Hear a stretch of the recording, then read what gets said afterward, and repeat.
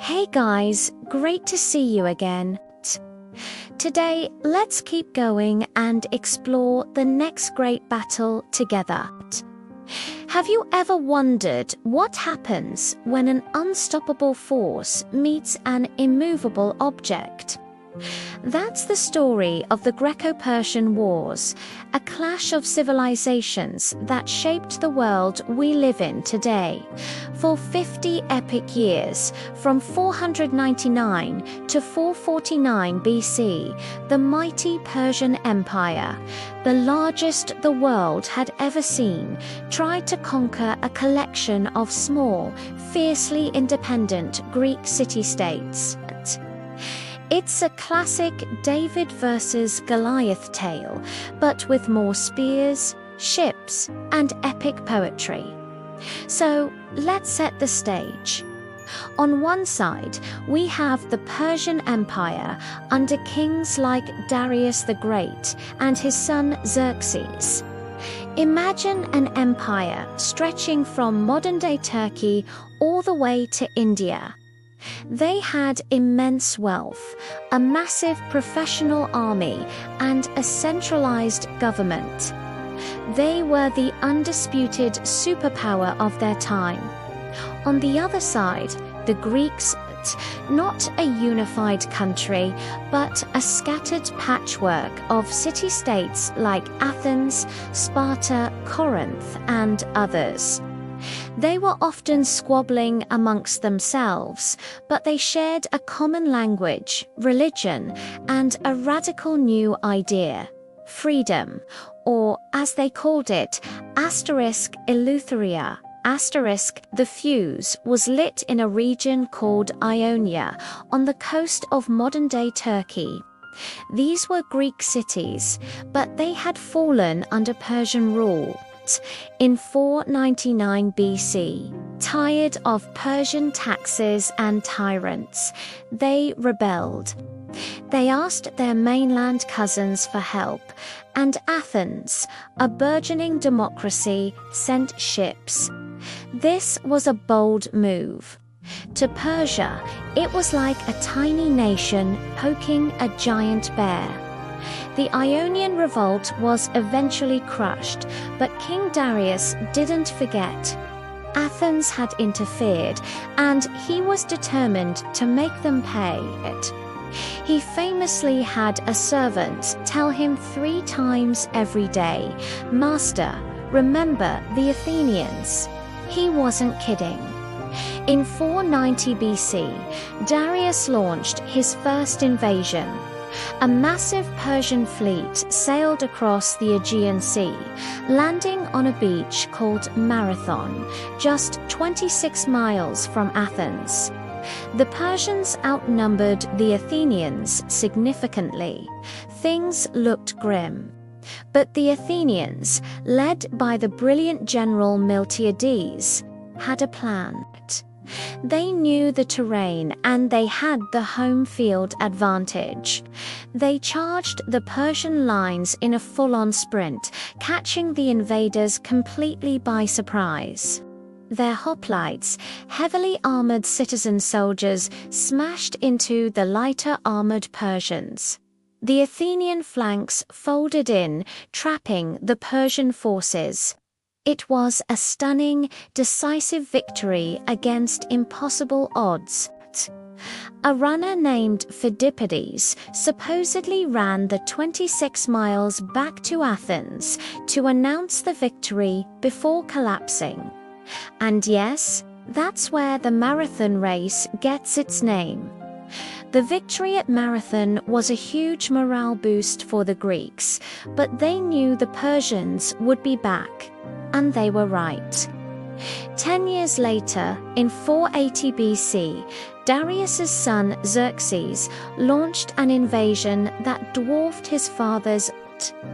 We're talking about an army of hundreds of thousands and a fleet of over 1,000 ships. The scale was unprecedented. His plan was to overwhelm Greece through sheer numbers. As his army marched south, They built a pontoon bridge across the Hellespont, a channel of water separating Asia from Europe. It was an incredible feat of engineering. Faced with this existential threat, the squabbling Greek city-states did something remarkable. They united.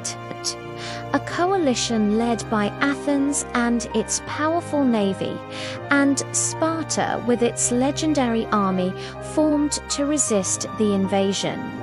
Their first major stand was at a narrow coastal pass called Thermopylae. You've probably heard of this one. A small force of about 7,000 Greeks, including 300 Spartans led by their king.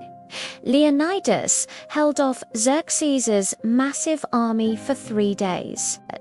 The narrow pass neutralized Persia's numerical advantage.